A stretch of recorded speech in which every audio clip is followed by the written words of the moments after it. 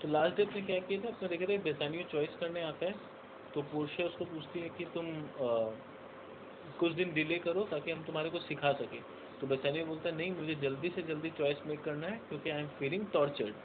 तो पोर्शिया बोलती है ऐसा क्या तुम्हारा गलत इंटेंशन है जिसकी वजह से तुमको टॉर्चर फील हो रहा है। तो बोला कि गलत इंटेंशन कुछ नहीं है, it's just that I am not confident about my success and that is why I am feeling tortured. तो फिर बाद में पोर्शिया बोलती है अगर ऐसा बात है तो ठीक है, तुम अपना पहले चॉइस मेकिंग कर लो, उसके बाद वी विल टॉक। तो चॉइस मेकिंग जब करने जाता है तो हम लोग देखते हैं कि पोर्शिया एक गाना चलवाती है, उस गाना में उसको हिंट मिल जाता है। और गाना में हिंट मिलने के बाद अब बेसानियो देखो क्या बोलता है। तो गाना में उसमें क्या हिंट मिला था उसको, गाना से उसको पता चला था कि जो आंख से दिखे उस पर विश्वास मत करना, जो तुम्हारा दिल बोले उस पर विश्वास करना। तो ये गाना का मीनिंग बेसानियो समझ गया, और इसका मीनिंग समझते साथ देखो बेसानियो कैसे आंसर दे रहा है।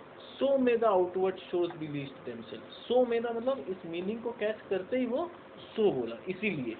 तो इसीलिए से अपने सेंटेंस कब चालू करते हैं, जब उसके बैकग्राउंड में कुछ पहले से बोला हुआ होता है, तभी हम बोलते हैं इसीलिए हम नहीं गए। तो इसीलिए नहीं गए मतलब कुछ रीजन था जिसका बात ऑलरेडी हो चुका है, इसीलिए हम लोग ऐसा किए। तो यानी बेसानियो इसका मीनिंग को अच्छी तरह से समझ गया कि आंख के दिखावा पे मत जाओ, जो तुम्हारा हार्ट बोले वही करो। तो बोला इसीलिए may the outward shows be least themself, बोला यही कारण है कि मैं बाहर के दिखावा को नहीं इम्पोर्टेंस दूंगा। The world is still deceived with ornament, बोला दुनिया जो है आज भी ऑर्नामेंट से बहुत डिसीव होती है। इन लॉ वॉट प्ली, हाँ, in law what plea so tainted and corrupt, but being seasoned with a gracious voice obscure the show of evil। तो यहाँ क्या बता रहा है कि लॉ, बोला कि लॉ में भी ऐसा होता है कि what please so tainted and corrupt, बोला कि लॉ में भी बहुत बार ऐसा देखा गया है कि जो आदमी गलत काम करता है उसका भी अगर वकील अच्छा हो और उसी चीज को घुमा फिरा के अच्छी तरह से समझाए तो लॉ में भी गुनहगार को पनिशमेंट मिलने से वो बच जाता है। तो पीपल लोग अच्छे बातों पे बेवकूफ बन जाते हैं, ऐसा बहुत बार देखा गया। The law with what please so tainted and corrupt but still being season with a gracious voice, वो करप्ट था पर उसका जो वकील था या वो खुद था, जब उसने बहुत ग्रेशियस वॉइस और बहुत अच्छी तरह से दलील पेश किया कोर्ट में, तो ऑब्सक्योर शो ऑफ इविल, तो उसका भी इविल छुप गया, नजर नहीं आया। तो ये पहला एग्जाम्पल किसका दिया, ऑर्नामेंट का। ये सब एग्जाम्पल याद रखना होगा। The first example given by Bassanio was of ornament, second example of a lawyer, third religion. In religion, what damned error, but some sober brow will bless it and approve it with a text, hiding the grossness with fair ornament। बोल रहा है कि religion में भी बहुत बार देखा गया कि कोई इंसान कुछ गलत करता है, पर जब प्रीस्ट जैसा या सेंट जैसा कोई आदमी उसका गलत को सपोर्ट कर देता है तो उसका बात गलत भी सही माना जाता है। और प्रीस्ट उसका बात को सही साबित करने के लिए क्या करता है, होली बुक से एग्जाम्पल्स कोट कर करके उसको सही मानने का कोशिश करता है। सपोज एक सिंपल सा एग्जाम्पल, कोई किसी का मर्डर कर दिया, सबको बोला नहीं गलत काम किया, उसको मर्डर नहीं करना चाहिए था, ये भले ही वो बुरा आदमी था पर तुमको कोई उसका मर्डर करने का कोई राइट नहीं है, तो everybody is against him, he has done some crime. अब क्या होगा, कोई प्रीस्ट आएगा, प्रीस्ट एकदम ऑन वो गीता से या बाइबल से कोट करके बोलेगा देखो राम ने भी तो रावण का मर्डर किया था, तो रावण गलत आदमी था, राम मर्डर किया तो राम क्या गलत किया, तो ये भी उस गलत आदमी का मर्डर किया तो क्या गलत किया। तो वो बात अब अच्छा लगने लगेगा। क्या हो रहा है, इस तरह से रिलीजन में भी चीज़ों को मैनिपुलेट कर दिया जाता है। ठीक है, रिलीजन में भी रिलीजन का एग्जाम्पल्स को कोट कर करके किसी का गलत को सही बनाने का कोशिश किया जाता है। तो रिलीजन में भी लोग इस तरह से बहुत बार डिसीव हो जाते हैं। What damned error but some sober brow, कोई अच्छा इंसान विल ब्लेस इट, वो उसको बोलेगा नहीं बेटा तुम बहुत अच्छा काम किया, and approve it with a text, वो टेक्स्ट से उठा के बोलेगा देखो उसने भी तो ऐसा किया था, तो तुम किया तो क्या गलत काम किया। Hiding the grossness with fair ornament, तो उसका जो क्राइम का ग्रॉसनेस था उसको फेयर ऑर्नामेंट से चढ़ा दिया और वो अब उसका भूल नजर नहीं आ रहा है। There is no vice so simple but assumes some mark of virtue on his outward parts, बोला कि देयर इज नो वाइस, बोला कि कोई भी गलती जो है, कोई भी बड़ा सिन जो है, is so simple which do not have some outward appearance of virtue. मतलब कोई भी गलत काम ऐसा नहीं होता है जिसको सामने कुछ अच्छा कपड़ा पहना के ढका ना जा सके। हर गलती को हम ढक सकते हैं अगर उसके ऊपर एक अच्छा चादर उड़ा दिया जाए। How many cowards whose hearts are all as false as stairs of sand were yet upon their chins the beards of Hercules and frowning Mars। बोल रहा है आज भी दुनिया में बहुत सारे ऐसे डरपोक लोग हैं जिनका दिल एकदम डरपोक के जैसा है। Is as false, their heart are as false as the stair of sand. यानी बालू का कोई सीढ़ी अगर हम बनाएंगे तो वो क्या होगा, झूठा सीढ़ी होगा, पैर रखते ही टूट जाएगा। तो वैसे ही उनका करेज होता है, पैर रखते ही टूट जाता है, पर फिर भी वो लोग अपने आप को करेजियस दिखाने के लिए बियर्ड रखते हैं हरक्यूलिस वाला, जैसे एकदम हरक्यूली के जितना ही हम ब्रेव है। तो they show themself to be very brave by keeping the beards of the Hercules and frowning Mars. यानी हमेशा एक चेहरा में रौब या चेहरा में गुस्सा भर के रखते, लगेगा कि कितना करेजियस है वो लोग, और जब कोई चैलेंज आएगा तो डर के पहले भाग जाएगा वो लोग। ठीक है, तो ऐसा बहुत बार लोग दुनिया को बेवकूफ बनाने के लिए ऐसा काम करते हैं। Who inward searched have livers white as milk। बोला कि उन लोग का दिखाने के लिए तो ऐसे दिखाते कि हम लोग इतने करेजियस है, इतने ब्रेव है, ये है वो है, पर जब उनको एक्चुअली चैलेंज के सामने थ्रो कर दिया जाए तो पता चल जाता है वो लोग एज वाइट एज मिल्क है, वो लोग में हिम्मत नहीं है। And these assumes but valour's excrement to render them redoubted. और इसीलिए क्या हो जाता है, मतलब livers as white as milk का मीनिंग देखो क्या दिया है। The Elizabethans regarded the liver as a seat of courage, hence white livered was to be a coward. यानी व्हाइट लिवर्ड कावर्ड को बोला जाता था। The brave man's liver was set to be red with blood. मतलब बोला जाता है जो ब्रेव है उनके लीवर में ब्लड दौड़ रहा है, तो दे आर रेड। और व्हाइट लीवर यानी तुम्हारे में दम नहीं है, यू आर नॉट करेजियस।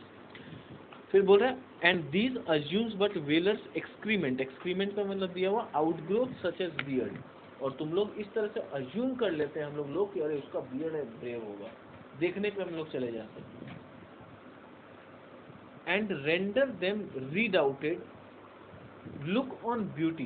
बोला कि रेंडर देम रीडाउटेड मतलब मेक देम सीम फॉर्मिडेबल। वो लोग का बियर्ड उनको दिखावा में ऐसा दिखता है कि वो लोग बहुत फॉर्मिडेबल है, बहुत हिम्मत वाला लोग है, तो एक्चुअली वो लोग होता नहीं। Look on beauty. अब दूसरा एग्जाम्पल देना, बोला कि ब्यूटी जो होता है and you shall see its purchase by the wait.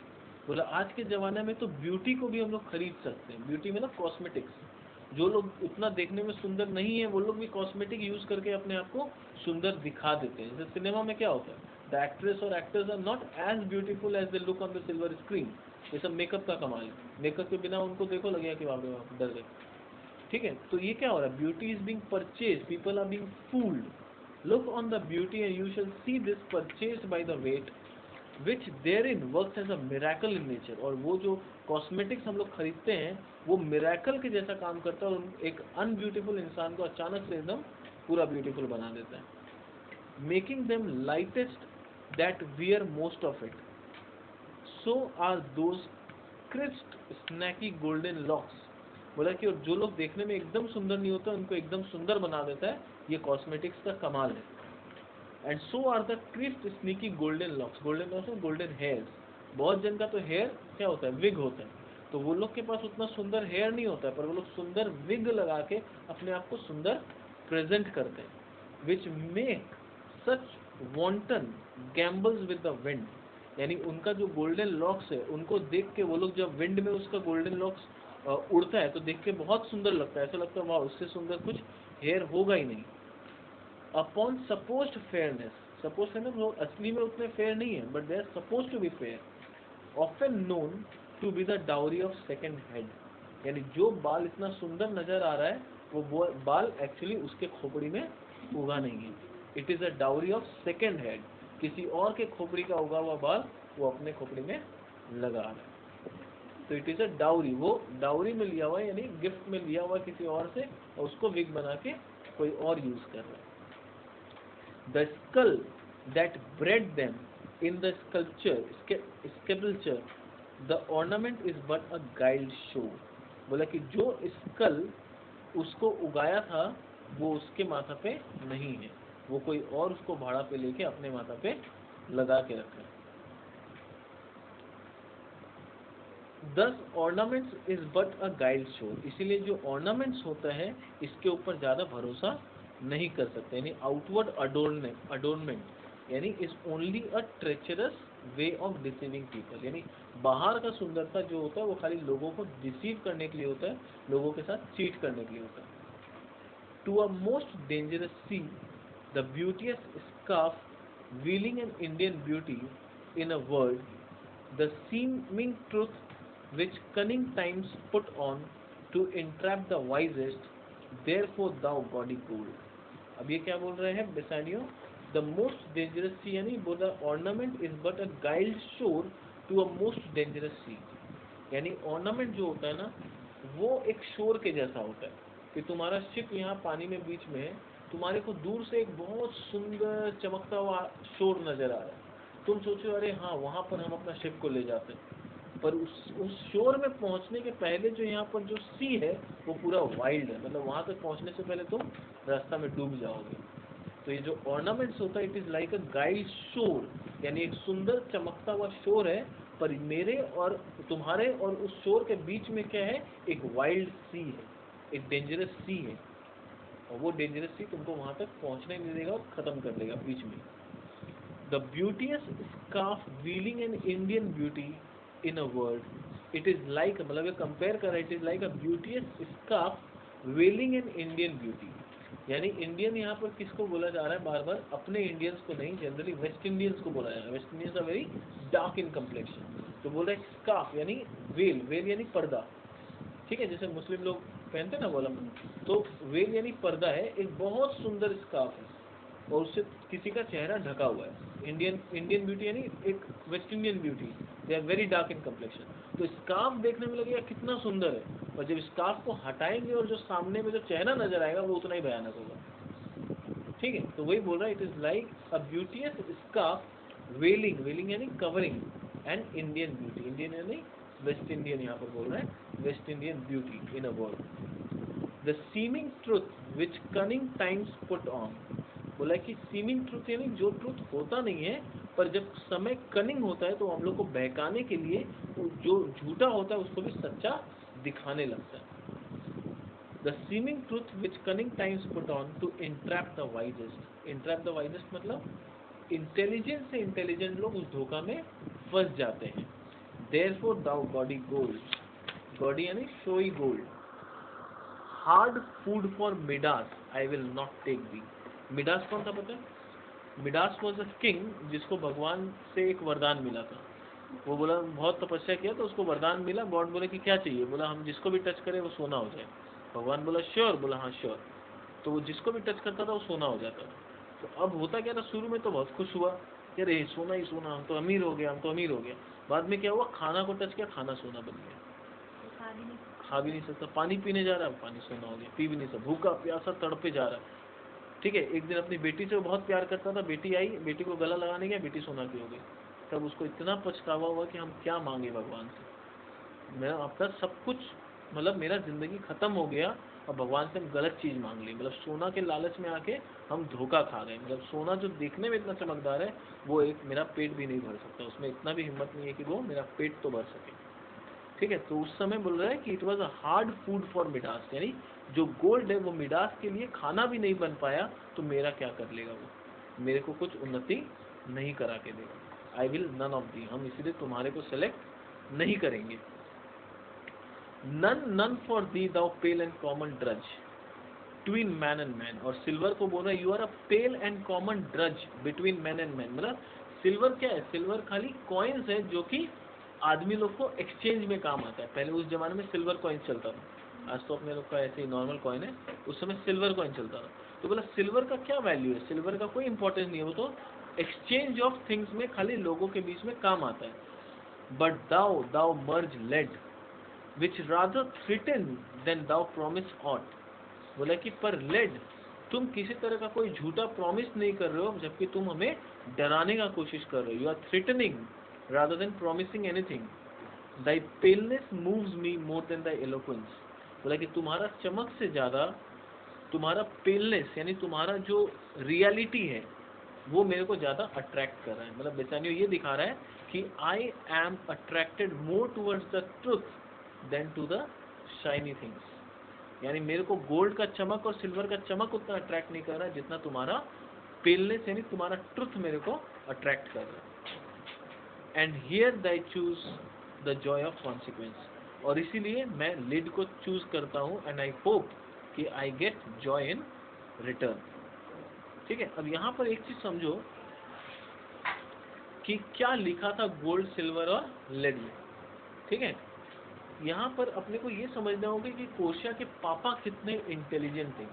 Portia भले ही उनका विल को नहीं समझ पाई होगी, बट पोर्शिया के father was a very intelligent man. उन्होंने गोल्ड में क्या लिखा, whoever chooses me main get what he desires. Silver में लिखा you will get what you deserve. और लेड में क्या लिखा, who chooses me must risk and hazard everything. अब देखो पोर्शिया के पापा के पास पैसा का कमी नहीं था। What he wanted to select for her daughter was a person who is ready to take risk for his daughter। क्योंकि जो इंसान उसकी डॉटर को पाने के लिए रिस्क लेने के लिए तैयार हो जाएगा, he is ready to risk everything, he is the true lover।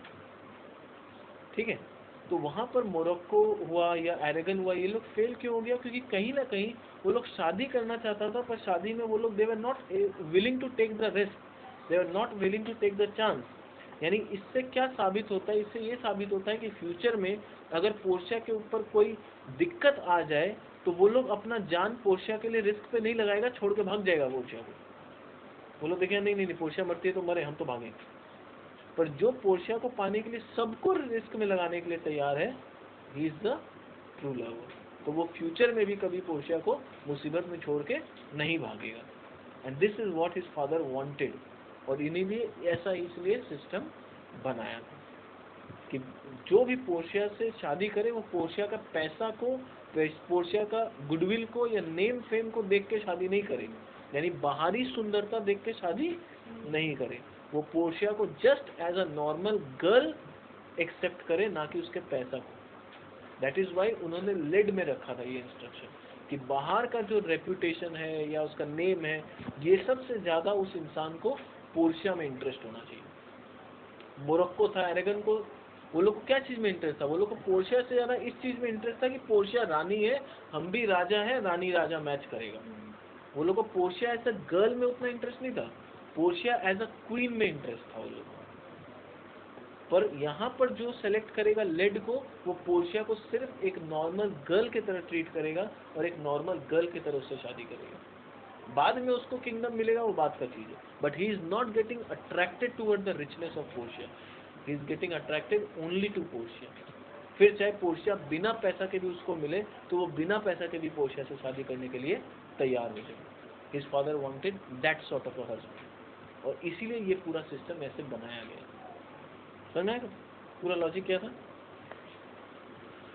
अब पोर्शिया क्या बोल रही है, how all the other passions fleet to air as doubtful thoughts and rash embrace despair and shuddering fear and green-eyed jealousy, O love, be moderate, allay thy ecstasy, in measure reign thy joy, scant this excess, I feel too much thy blessing, make it less, for I fear I surfeit।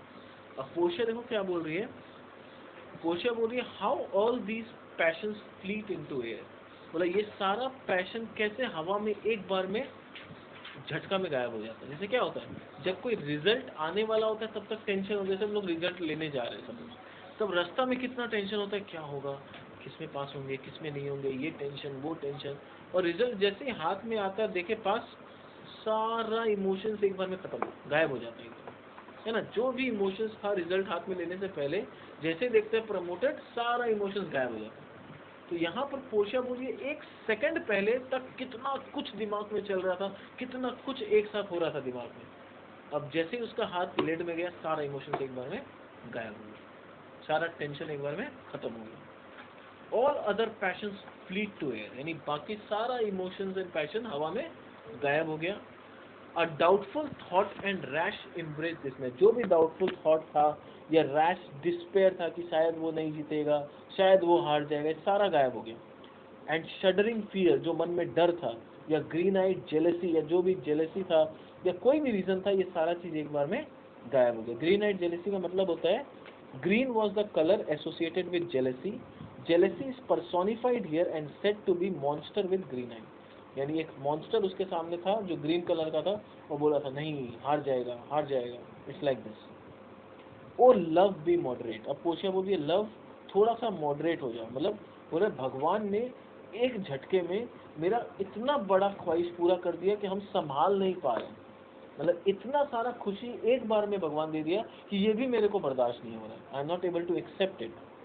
B moderate मतलब खुशी दो थोड़ा थोड़ा instalment में दो ताकि हम हजम कर पाए, ठीक है।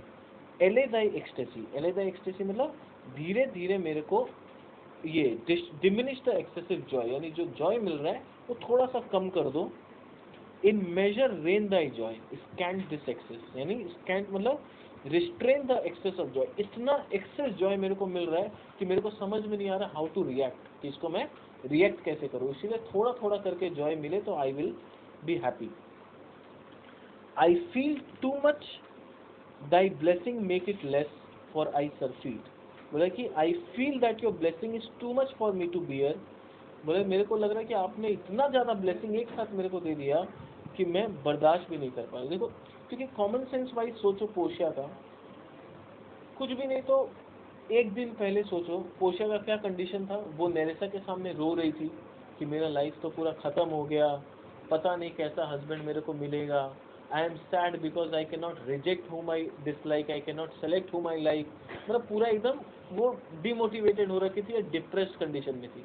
तब नेरेसा उसको मोटिवेट करती है कि तुम टेंशन मत लो, तुम्हारे पापा एक इंटेलिजेंट इंसान थे, उन्होंने जो किया है बहुत सोच समझ के किया होगा। तब तक पोशिया बोल रही थी कि नहीं मेरा मेरा लाइफ पता नहीं क्या होगा क्या नहीं होगा, शी वॉज वेरी डिप्रेस्ड। और एक दिन पहले शी वॉज इमेजिनिंग अबाउट बेसानियो कि हाँ एक बेसानियो नाम का आदमी आता था पापा के सामने मिलने, और आज एक दिन के बाद वो बेसानियो आ भी गया, चूज भी कर लिया, सक्सेसफुल भी हो गया, यानी एक झटका में उसका सारा सपना पूरा हो गया, और वो बर्दाश्त नहीं हो पा रहा उसको कि एक बार में, क्योंकि उस समय उसका मन था कि शायद बेसानियो से एक बार मिल ले, फिर उसका मन होता है कि शायद बेचारे रुक जाए, 1 महीना 2 महीना रुक जाए, हम उसको सिखा लें, वो बोल रही थी लास्ट डे है ना कि हम उसको सिखाना चाहते हैं, और इतना सब कुछ वो जो सोच रही थी इतना लॉन्ग टर्म, वो सब 10 मिनट में पूरा हाथ में आ गया। बेसानियो आ भी गया, सिलेक्ट भी कर लिया, जीत भी गया, और इतना सारा खुशी उसके पास एक झटका में आ गया कि पोशिया बोल रही हम उसको बर्दाश्त नहीं कर पा रहे, हम कैसे एक्सेप्ट करें। पहले तो उसको ये एक्सेप्ट करना है कि बेसानियो मेरे आँख के सामने खड़ा है, जिसके बारे में इतना साल से सोच रहे थे वो मेरे सामने आ गया, पहले तो ये एक्सेप्ट करने में टाइम लगे। ये एक्सेप्ट हुआ नहीं कि बेसानियो चॉइस भी कर लिया, चॉइस करने के बाद ये एक्सेप्ट हुआ नहीं कि वो चॉइस करने जा रहा है, वो जीत भी गया। तो इससे पहले कि वो एक खुशी को एक्सेप्ट कर पाए, दूसरा खुशी उसके लाइन में आ गया। तो this is why she is saying कि इतना सारा खुशी एक बार में मत दो, हम सारे खुशी को एंजॉय नहीं कर पाएंगे, थोड़ा थोड़ा करके दो ताकि हम एंजॉय करें। जैसे क्या होता है अपने खाने शादी वादी में जाते हैं, एक साथ इतना सारा टेस्टी खाना होता है कि क्या खाएं और क्या नहीं खाएं। सारा खाना कभी खाई हो शादी में जाके? अगर 15 डिश है तो हार्डली 3 या 4 डिश अपने टच कर पाए, और फिर बाद में सोचते हैं यार वो टेस्टी था, खा नहीं पाए, है ना। तो क्या हो रहा है, इतना सारा खुशी एक साथ आ गया कि I am not able to enjoy all of it. और वो 15 डिश डेली एक एक करके मिले तो तब you will able to enjoy all. तो वही बोल रही है कि एक साथ इतना सारा खुशी है कि हम सबको एंजॉय नहीं कर पा रहे, किसको करे और किसको नहीं करे, एक एक करके दो ताकि हम सारे खुशी को एंजॉय कर पाए। This is what she is explaining. Bassanio, what find I here, क्या है यहाँ पर? Opening a leaden casket, fair Portia counterfeit, यानी पोर्शिया काउंटरफीट यानी पोर्शिया का डुप्लीकेट, काउंटरफीट का मतलब duplicate. What demi god had come so near creation move these eyes, अब पोर्शिया का जो पोर्ट्रेट मिला वो एकदम हूबहू देखने में पोर्शिया के जैसा है।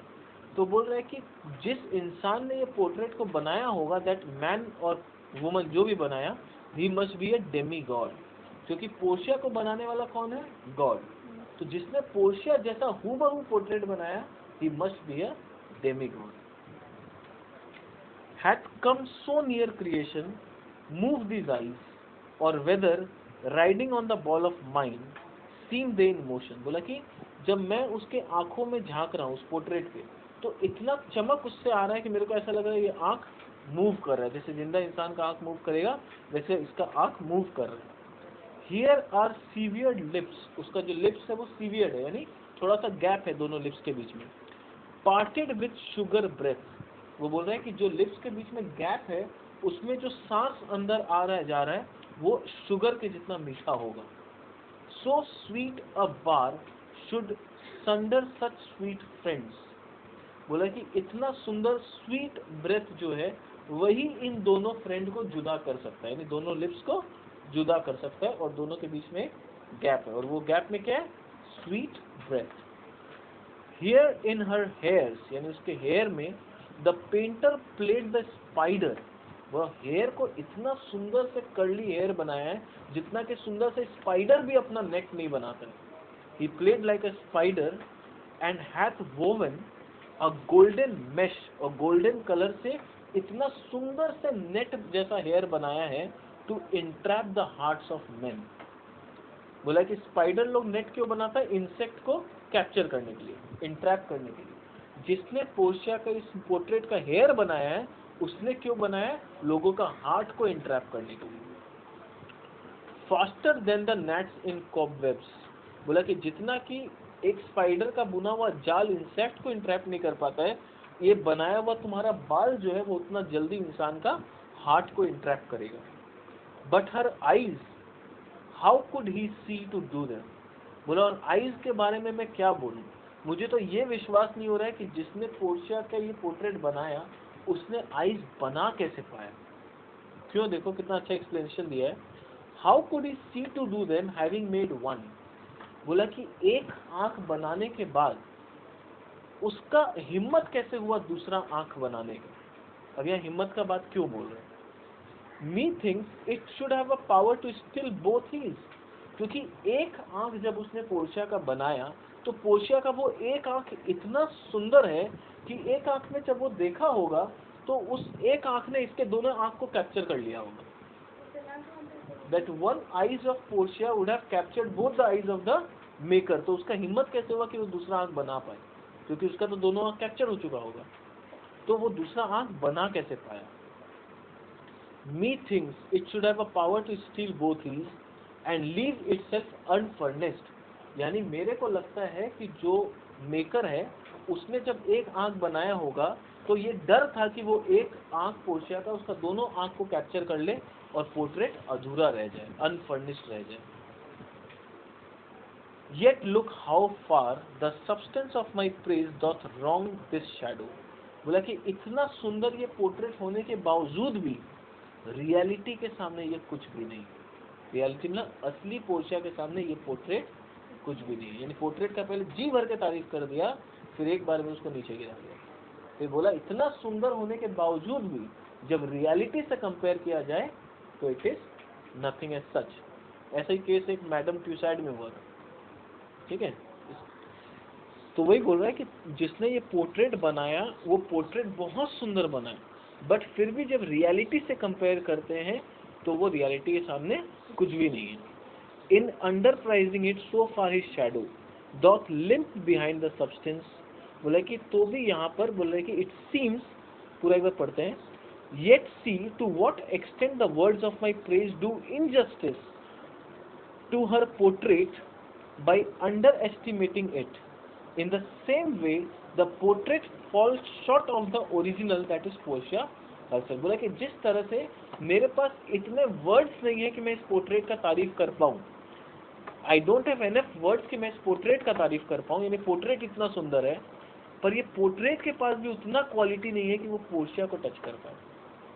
जिस तरह से मेरे वर्ड्स में इतना क्वालिटी नहीं है कि वो पोर्ट्रेट को बयान कर पाए, उसी तरह से पोर्ट्रेट में उतना क्वालिटी नहीं है कि वो पोर्शिया को टच कर पाए। यानी कितना ज़्यादा डिफरेंस है पोर्शिया में और पोर्ट्रेट में, ठीक है। The continent and summary of my Fortune, here is the scroll, the continent and summary of my Fortune. तो एक स्क्रोल देखा, बोला ये मेरा आगे का फॉर्च्यून है, मेरा किस्मत है, तो देखते हैं इस मेरे किस्मत में क्या लिखा है, ठीक है। आज यहीं तक रहने देते हैं।